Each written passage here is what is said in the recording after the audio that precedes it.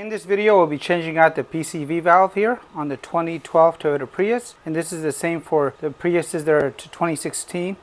The tools you'll need are going to be a deep socket 19 millimeter, and I don't happen to have one, so I'm actually using a 3/4 spark plug socket, a 10 millimeter, some sort of needle nose pliers.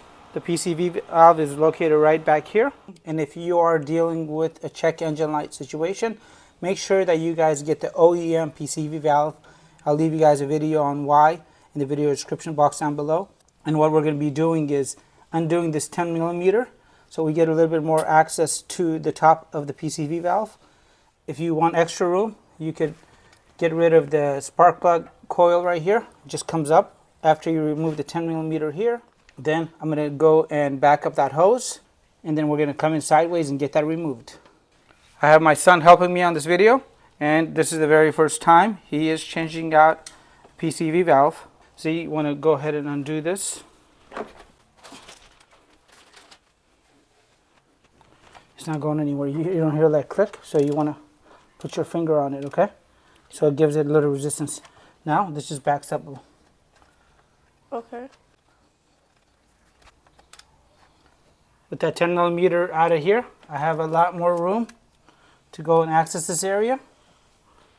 If you have strong hands, just go ahead and move that clip back, or you can use a pair of needle nose pliers and just work this hose back very slowly.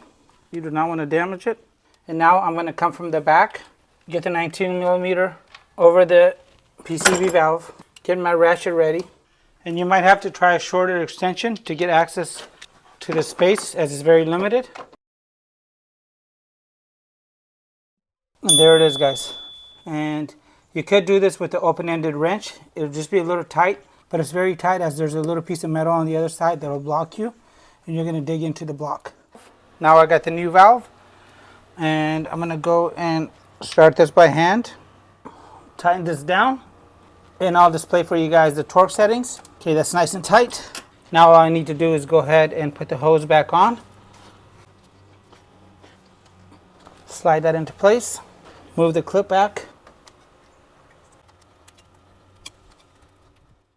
So after getting that tightened up, I went ahead and slid the hose back into place, put the clamp back where it was, put the 10 millimeter bolt in, drop my spark plug coil back into the spark plug hole, and I'm going to go and get that tightened up. Now that we're done with this task of removing and reinstalling the new PCV valve, let's go ahead and cover the reasons why you should go ahead and change this out and what will happen when you don't. I really do put a lot of time and effort into these videos, so if the video is helpful, consider giving it a like. I really appreciate it. Thank you.